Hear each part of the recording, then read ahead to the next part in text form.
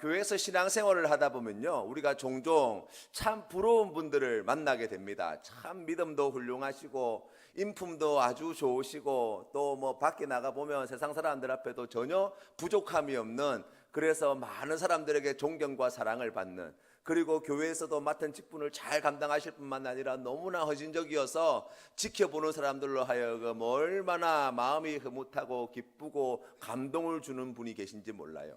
우리가 그런 분들을 보게 되어지면 참 사람이 좋고 믿음도 좋고 하나님한테 복도 많이 받고 하는 모습을 볼 때마다 마음 가운데에 그 부러운 마음들, 나도 좀 저렇게 살아봤으면, 내 삶에도 저러한 일들이 좀 있어봤으면 하는 그러한 불우한 마음들을 우리가 가질 때가 있지요. 가버나움 이 가버나움이라고 하는 동네는 갈릴리 북쪽, 갈릴리 호수의 북쪽에 있는 도시입니다.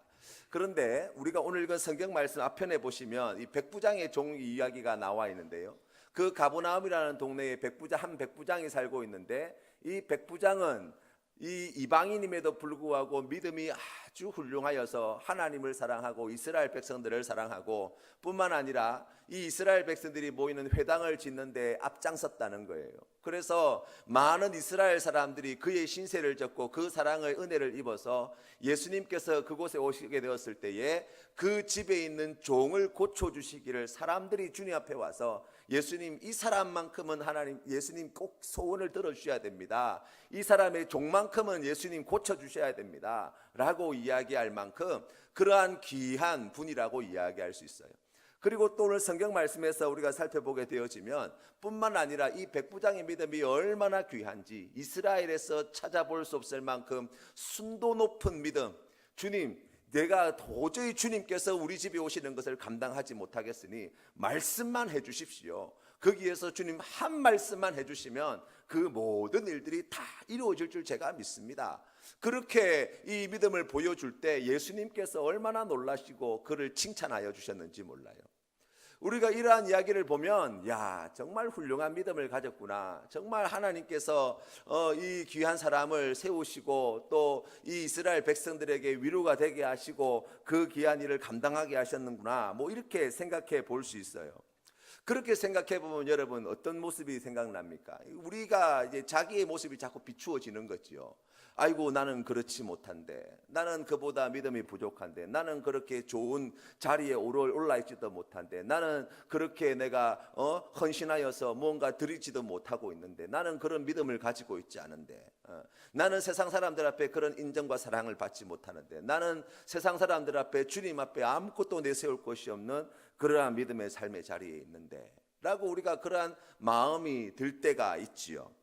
그런데 우리가 그러한 마음을 가지는 것은 뭐 당연한 마음이라고 이야기할 수 있는데, 그러한 마음들이 이렇게 변질되어서는 안 되는 것입니다. 그렇기 때문에 우리가 예수님께 칭찬받기 위해서는 백부장과 같이 그런 좋은 자리, 그러한 좋은 높은, 세상 사람들이 부러워할 만한 높은 자리, 또 백부장이 했던 것처럼 회당을 짓는 데에 자신의 것을 많이 드리는 그러한 귀한 헌신, 또 뿐만 아니라 백부장같이 그러한 순도 높은 믿음을 가지고 있어야 내가 예수님께 칭찬을 받을 수 있겠구나, 우리가 그렇게 생각하게 될 때가 있다는 거예요.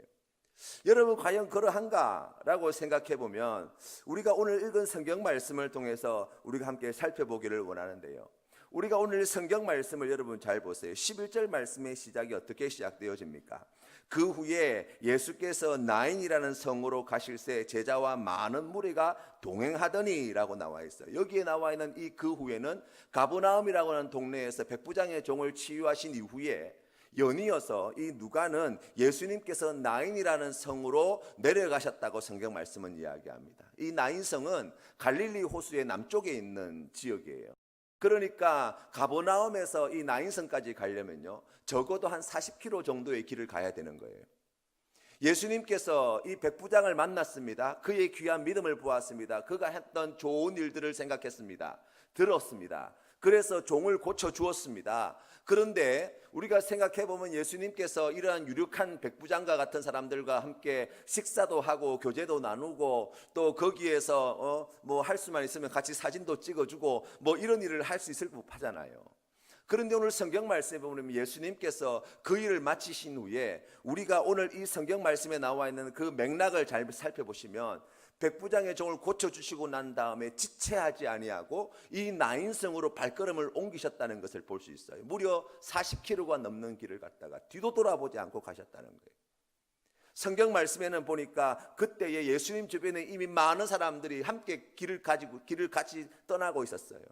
생각해 보세요. 우리가 생각해 보면 자기가 자기를 좋아해서 많은 무리들이 이렇게 따라오는 그러한 자리라고 한다면 그 40km 얼마나 긴 길이에요. 그걸 걸어가야 되는데 가면서 이 한 사람 한 사람들을 갖다가 좀 보살피고 위로해주고 또 용기 내라 그러고 아이고 힘들지 조금만 기다렸다가 우리 갈까 좀 쉬었다가 갈까 뭐 먹고 싶은 거 없나 뭐 밥이라도 뭐 한 끼 사주고 뭐 이런 일들을 하고 싶잖아요. 그런데 우리가 오늘 이 말씀을 보면 11절 말씀에 그들에게 뭘 어떻게 해줬다는 말씀은 다 생략되어 있어요. 왜 그렇습니까? 가는 길이 바빠서 그래요. 수많은 무리들이 따르고 있는데 예수님께서는 그 40km가 넘는 길들을 갖다가 열심히 달려가시는 거예요. 그래서 그 성문 가까이 이르게 되어질 때 보게 되어지는 것이 무엇입니까? 한 무리, 이 장례를 치르는 장례 행렬을 만나게 되는 거예요. 오늘 성경 말씀에 보니까 누가 죽었는가 이야기할 때 그가 누군지에 대해서 자세히 언급하고 있지 않습니다. 한 청년이라고만 이야기하고 있어요. 한 청년이 죽었대요. 그런데 예수님께서는 그 청년이 죽어있던 그 자리에서 주목하여 본 사람을 오늘 성경 말씀은 누구라고 이야기하냐면 그의 어머니에 대해서 예수님께서 주목하여 보고 계신다는 거예요. 이 어머니가 누구냐라고 이야기하면 이름도 알려져 있지 않습니다. 그냥 외아들이 죽었고 이미 오래전에 남편이 죽어서 과부가 되어진 여인이라는 거예요. 자신의 인생에 있어서 가장 귀한 것, 가장 자기의 생명보다 더 귀하게 여기는 그러한 남편과 아들을 잃어버린 여인, 바로 그 한 과부를 오늘 성경 말씀은 소개합니다. 우리가 이 말씀을 통해서 듣게 되어지는 하나님의 말씀이 무엇입니까? 우리에게 사랑을 베풀어 주시는 하나님의 그 사랑은 목사라고 해서 뭔가 더 특별한 사랑을 베풀어 주고 또 이제 막 교회 나오신 성도님이라고 해서 그 사랑이 조금 덜하거나 관심이 덜하신 분이 아니라는 거예요. 하나님 앞에 백부장과 같이 그러한 순전한 믿음으로 하나님 앞에 나와서 하나님께 귀한 헌신을 하는 사람을 우리 하나님께서 특별히 사랑해 주시고 그렇지 못한 사람에게 조금 덜한 사랑을 베풀어 주시는 분은 아니라는 거예요. 우리가 6장 말씀에서 본 것처럼 우리 하나님은 어떤 하나님이십니까? 라고 질문을 한다면 우리 하나님은 은혜를 모르는 자와 악한 자에게도 인자하신 분이라고 말씀하시잖아요. 백부장에게 베풀으시는 그 사랑의 크기나 오늘 우리가 성경 말씀에서 만나는 아무것도 기대할 수 없는 모든 것을 다 잃어버린 가장 불쌍하고 불쌍한 이 한 여인에게 베풀으신 사랑이나 또 성경 말씀에서 이야기하고 있는 바와 같이 하나님의 은혜를 알지 못한 배은망덕한 인간에게 베풀으시는 사랑이나 하나님께서 미워하시는 그러한 악한 죄를 저지르며 살아가는 그러한 악인에게 베풀어 주신 사랑이나 우리 하나님의 사랑은 조금도 차이가 없다는 거예요. 여러분, 우리가 신앙생활할 때에 지치게 되어지는 이유가 무엇입니까? 우리가 신앙생활할 때 기쁨이 사라지는 이유가 무엇입니까? 우리는 하나님께 무엇을 해서 그 사랑을 받고 싶어하는 사람이에요. 우리는 하나님께 뭔가를 드려야지만 하나님께 더 큰 사랑을 입을 수 있다고 생각하는 착각에 빠질 때가 많은 거예요. 우리의 신앙의 출발점은 거기에 있지 않습니다. 이미 악인임에도 불구하고 은혜를 알지 못하는 사람임에도 불구하고 오늘 이 한 가부와 같이 모든 것을 다 잃어버리고 아무런 소망도 아무런 기쁨도 아무런 감사도 가질 수 없는 그러한 삶의 자리에 있음에도 불구하고 우리 하나님은 모든 것을 다 가지고 있고 모든 사람들로부터 칭찬들을 만한 그러한 믿음의 사람들과 똑같이 사랑하여 주신다는 것을 기억하라는 거예요. 우리 하나님께서 우리에게 어떻게 하나 보자 라고 말씀하시는 분이 아니라는 거예요. 네가 이렇게 하면 내가 더 많이 사랑해주고 네가 이걸 안 해주면은 네가 나한테 사랑을 못 받고 우리 하나님 그런 하나님이 아니라는 거예요. 우리 하나님의 일관된 그 마음은 무엇입니까? 내가 너를 이처럼 사랑한다는 거예요. 너가 부족하고 네가 아무것도 가진 것이 없고 네가 은혜를 모르고 네가 범죄한다 할지라도 나는 너를 이처럼 사랑한다. 그게 우리 하나님의 음성 아닙니까? 오늘 예수님께서 그 가버나움에서 이 백부장과 함께 즐겁고 기쁜 교제를 나눌 수 있는 기회, 거기에서 더 많은 사람들에게 칭찬 듣고 명성을 올릴 수 있는 기회를 다 내버려 두고 40km가 넘는 그 나인성을 향해서 많은 사람들이 쫓아오는 그 과정에도 뒤돌아보지 않고 한달음에 그 길로 달려갔던 이유, 바로 이 한 가부를 이 백부장과 같이 사랑하시는 우리 주님이 되셨기 때문이라고 가르쳐 주시는 거예요. 사랑하는 성도 여러분, 우리가 하나님 앞에 나아갈 때에 우리의 부족함이 얼마나 많았습니까? 여러분, 그러나 한 가지 꼭 기억하셔야 될 것이 있어요. 그럼에도 불구하고 하나님이 나를 이처럼 사랑하여 주신다는 거예요. 그럼에도 불구하고 우리 하나님께서 이처럼 사랑하여 주셔서 오늘 성경 말씀에 나와 있는 것처럼 우리 예수님께서 그 한가부에게 찾아가시는 그 길을 멀다 생각하지 아니하시고 한달음에 달려오신 것처럼 오늘 우리의 인생 한가운데에 그 사랑의 주님께서 함께하고 계시다는 그 믿음이 있으시기를 주님의 이름으로 축원합니다. 우리가 주님께 뭘 드려서, 우리가 주님께 무엇을 해서 사랑받는 존재가 아니에요. 이미 우리는 하나님으로부터 놀라운 사랑을 받고 있는 존재이고 그 사랑은 조금도 변함이 없다고 오늘 성경 말씀은 우리에게 가르쳐 줍니다. 드디어 나인성 성문 가까이 이르게 되었습니다. 장래 행렬을 만나게 되고 그 한 가부를 만나게 되었고 죽은 한 청년의 시신을 보게 되었습니다. 그때 우리 주님께서 무엇을 하셨는가 살펴보았더니 13절 말씀이에요. 같이 한번 읽어보겠습니다. 시작. 주께서 과부를 보시고 불쌍히 여기사 울지 말라 하시고 아멘. 예수님은 한 아들을 잃어버린 이 과부를 불쌍히 여기셨다라고 말씀하고 있어요. 그런데 여기에 나와 있는 이 불쌍히 여기다라는 말을 똑같이 사용한 성경 구절이 있는데 어디에서 사용하였냐면 우리가 잘 알고 있는 탕자 비유에서 탕자가 집을 나가고 난 다음에 집에 돌아올 때에 아버지가 돌아오는 탕자를 바라보고 측은히 여겨서 그 동구 밖에 나가 있는 아버지가 아직 거리가 먼데 그를 먼저 발견하고 달려가 그를 품에 안아줄 때 그때 사용한 단어가 바로 이 단어예요. 이 불쌍히 여기셨다는 단어를 갖다가 쉽게 설명을 드리면 예수님께서 이 한 과부를 자신의 몸과 같이 사랑하셨다는 거예요. 왜 그렇습니까? 라고 이야기하면 아들을 잃어버렸습니다. 남편을 잃어버렸습니다. 이제 여인 홀로 남게 된 거예요.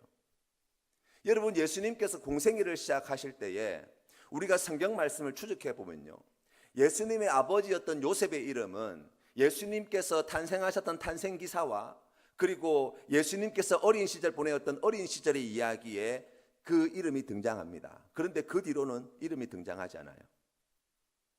예수님께서 십자가에 달려 죽으실 때에 어머니 마리아는 그 자리에 있었지만 아버지의 이름은 등장하지 않습니다. 어머니 마리아가 중요한 일을 맡았다는 것을 우리가 성경 말씀을 통해서 확인할 수 있지만 예수님의 아버지의 이름 요셉은 등장하지 않아요. 항상 어머니 마리아의 이름만 등장하고 있어요. 성경학자들은 그렇게 이야기하죠. 확실치는 않지만 우리가 추정해 본다면 이 요셉이 살아가는 동안 예수님께서 공생애를 시작하시고 난 이후에 어느 시점인가 아니면 그 이전에 아마 죽었을 것이다. 또한 예수님께서 자신의 삶을 돌아볼 때에 그 공생애를 위해서 어머니가 계신 집을 떠나야 했습니다. 왜 그 일을 감당하시기 위해서 나오셨습니까? 하나님께서 그에게 맡기신 사명, 우리의 죄를 지어 십자가에 달려 죽으시기 위한 길을 걸으신 거예요. 예수님께서 집을 나오실 때 이미 어머니는 아들을 잃어버린 것과 다름이 없었죠. 아니, 그보다 먼저 하나님의 독생자이신 예수 그리스도께서 이 땅에 오신 그날을 기억해 보십시다. 아버지 하나님의 입장에서 사랑하는 아들 예수 그리스도를 이 땅에 내보내실 때 하나님의 뜻이 무엇이었습니까? 우리를 위하여 대속물로 삼기 위함이에요. 죽으라고 보내신 것 아닙니까? 예수님께서 이 땅에 태어나신 날은 바로 예수님이 죽는 날과 다름이 없는 날 아닙니까? 우리 예수님께서 사람이 되셨다는 것은 필연적으로 죽음을 맞이할 수밖에 없는 조건에 있었다는 것을 이야기하잖아요.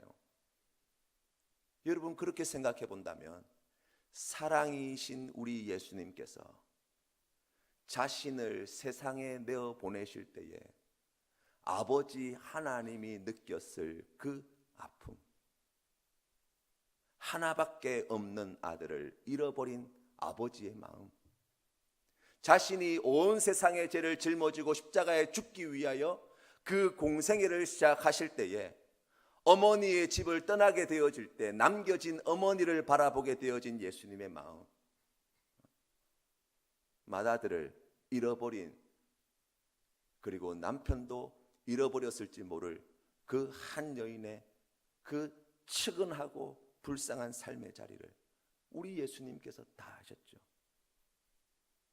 그리하여서 그러한 우리 예수님께서 오늘 나인성에 도착하게 되어질 때 성경 말씀에 나와 있는 것처럼 주께서 과부를 보시고 불쌍히 여기사라고 할 때 우리 예수님은 그를 동정하시는 분이 아니라 자신이 이미 그러한 슬픔과 자신이 이미 그러한 죽음과 자신이 이미 그러한 상실을 느꼈을 아버지 하나님의 마음과 그 어머니 마리아의 마음을 다 아시는 우리 주님께서 남편과 자식을 잃어버린 한 여인의 그 아픔에 함께 하고 계시다는 오늘 말씀이 우리에게 전해주는 바가 바로 그것이라고 이야기할 수 있어요.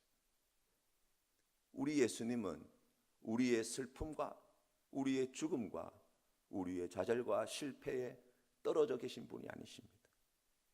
바로 그곳에 함께 하고 계신 분이세요. 그래서 우리를 불쌍히 여겨주실 수 있는 분이십니다. 그래서 우리를 불쌍히 여겨주실 수 있는 분이시기 때문에 오늘 성경 말씀에 나와 있는 것처럼 울지 말라 말씀하실 수 있는 자격이 있으신 분이세요. 사랑하는 성도 여러분, 오늘 우리가 살아가는 삶의 자리에 혹시 우리가 한 과부와 같이 내 인생의 중요한 것을 잃어버렸습니다. 내 인생의 중요한 것이 사라져 버렸습니다. 내 생명보다 소중한 것들이 없어져 버렸습니다. 아무것도 남아있지 않는 소망이 없는 인생입니다. 우리가 주님 앞에 그러한 가난한 심정으로 나아갈 수 있지 않습니까? 그때 우리 예수님께서 하신다고요.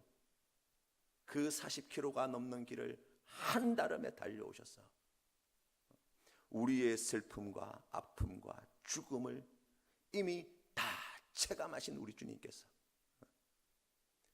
우리를 불쌍히 여겨서서 우리의 그 죽음의 인생길, 상실의 인생길, 눈물의 인생길 가운데 찾아와 그 발걸음을 멈추시고 울지 말라 위로하시는 주님이 되심을 오늘 이 말씀은 우리에게 가르쳐 주는 줄로 믿습니다.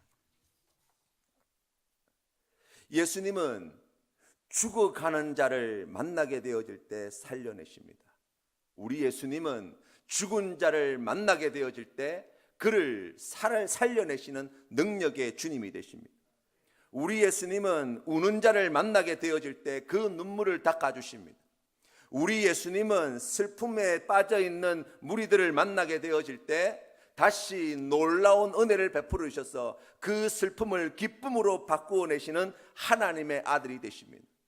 우리 예수님은 그 죽은 시신을 이끌고 성문 밖으로 나가는 자들에게 이 놀라운 은혜와 복을 베풀어서 다시 성 안으로 그들의 발걸음을 돌이키시는 분이 되십니다. 성 밖에서 십자가에 달려 죽으신 우리 주님께서 자신이 성 밖에서 죽임을 당하심으로 우리를 성 안으로 다시 들여보내시는 놀라운 구원을 이루신 우리의 구원자가 되셨다고 성경은 우리에게 말씀합니다.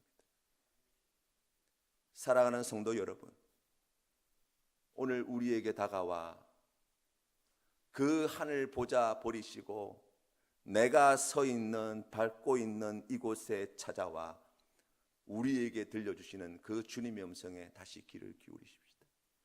울지 마라. 내가 너와 함께한다. 울지 마라. 내가 다시 성 밖으로 나아가는 이 발걸음을 바로 그 생명의 땅 성 안으로 돌이키는 그 일을 해낼 것이다. 울지 마라. 잃어버렸던 아들, 죽은 아들을 다시 살려 너의 품에 안겨주겠다. 우리 주님의 이 귀한 약속의 말씀을 붙잡고 우리가 나를 이처럼 사랑하여 주시고 나와 함께 하여 주시는 예수 그리스도를 바라보는 믿음으로 오늘도 하나님께서 주시는 생명과 하나님께 주시는 기쁨과 하나님께 주시는 행복을 누리시는 우리 귀한 성도님들 다 되시기를 주님의 이름으로 축원합니다.